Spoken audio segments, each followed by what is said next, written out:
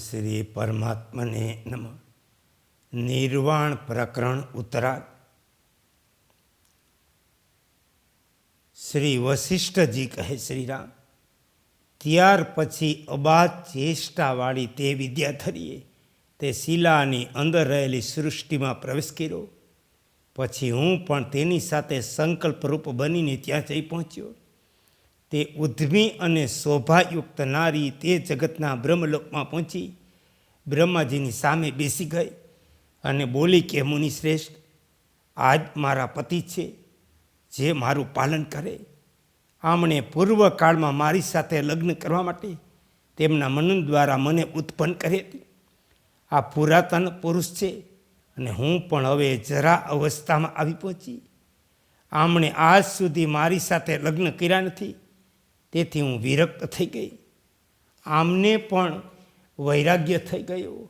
આ તે પરમ પદને પ્રાપ્ત કરવા ચાહે જ્યાં ન કોઈ દ્રષ્ટા છે, ન દસ્ય છે, ન શૂન્ય છે.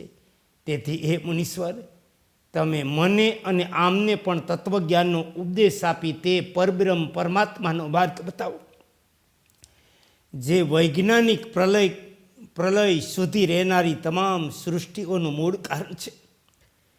મને આ પ્રમાણે કહીને તે બ્રહ્માજીને જગાડવા માટે આ પ્રમાણે બોલી કે, હે નાથ, આ મુનિનાથ વશિષ્ઠજી આજે ઘરમાં પધાર્યા.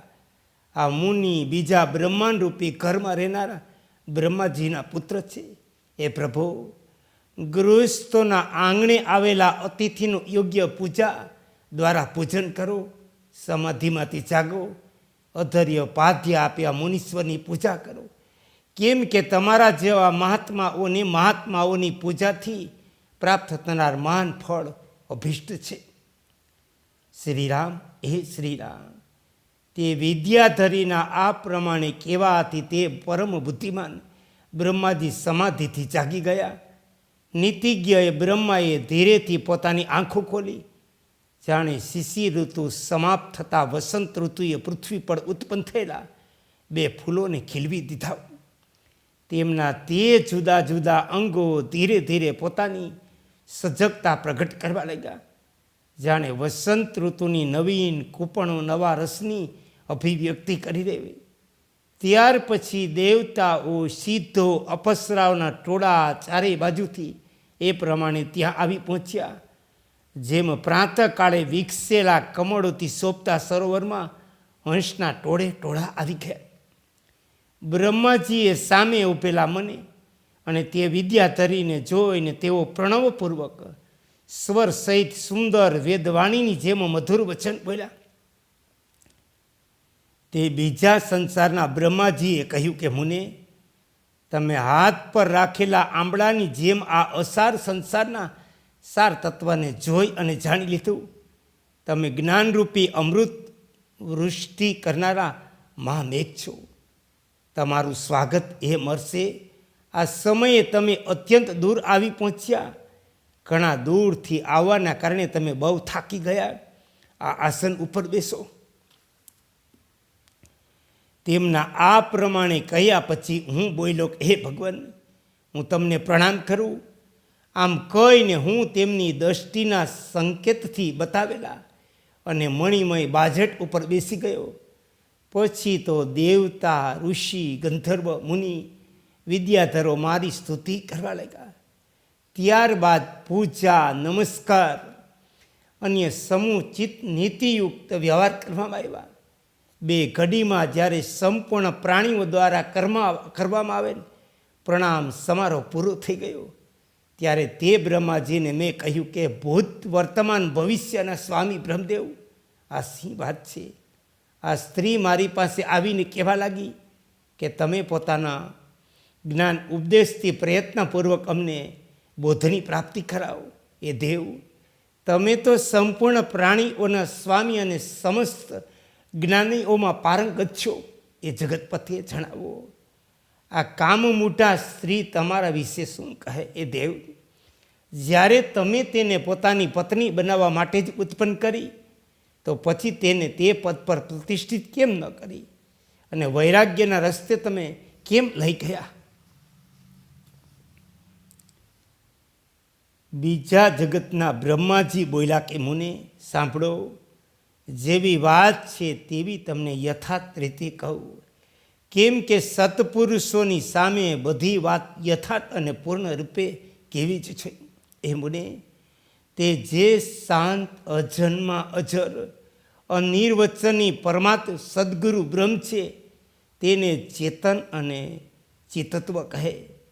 ચૈતન્ય જ તેનું એકમાત્ર સ્વરૂપ છે. તે જ પરમાત્માએ પોતાના સ્વરૂપ એવા ચૈતન્યથી મને પ્રગટ કર્યો.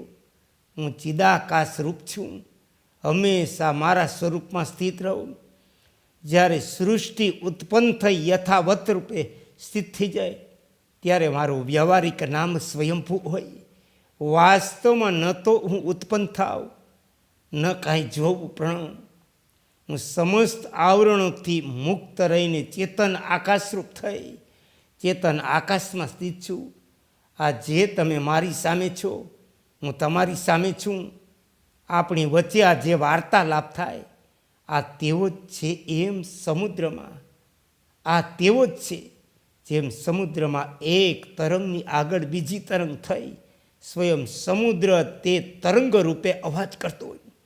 આ વિશે મારી આવી માન્યતા. આ પ્રમાણે સમુદ્રના તરંગોની કલ્પનાની જેમ જેણે પોતાની બીજાની દ્રષ્ટિએ જોવામાં આવતા ભેદની થોડી કલ્પના કરી, પોતાના સ્વરૂપને ભૂલી જવાના કારણે જેની આકૃતિ થોડી મલિન જેવી થઈ ગઈ, તે હું ચિદાભાસ માત્ર છું. આવા રૂપવાળા મુજ બ્રહ્મના અંતકરણમાં જે મમત્વ અને અહમતાની વાસના ઉત્પન્ન થઈ, ત્યાં કુમારીથી ભિન્ન જે તમે છો. તેથી તમને અન્ય જેવી પ્રતીતિ થઈ રહી, મને અનન્ય જેવી જ લાગે. તે વાસના આપણા બંનેની દ્રષ્ટિથી પ્રગટ થઈ અને અપ્રગટ પણ. વાસ્તવમાં હું અવિનાશીની સત્તા વાળો છું. કેમ કે કદી મારી ઉત્પત્તિ થઈ નથી. હું આત્મા રૂપે સ્વયંમાં સ્થિત છું. સ્વભાવથી હું અચ્યુત, પોતાના આત્મામાં રમણ કરનારો, સ્વયં બધું કરવામાં સમર્થ છું. આ કુમારી સ્ત્રીના રૂપમાં જે સામે ઊભી તે વાસનાની અધિષ્ઠાત્રી દેવી છે. આ ન તો મારી પત્ની છે, ન પત્ની બનાવવા માટે મેં તેનો સત્કાર કર્યો. પોતાની વાસનાના આવેશથી આના મનમાં એવો ભાવ ઉત્પન્ન થઈ ગયો કે હું બ્રહ્માજીની પત્ની છું. આવી ભાવના રાખવાના કારણે તે સ્વયં અત્યંત દુઃખ ઉઠાવી રહી અને તે પણ વ્યર્થ. આ સંપૂર્ણ જગતમાં વાસના બનીને સ્થિત છે. હે કૃષ્ણ, હે કૃષ્ણ, હે કૃષ્ણ.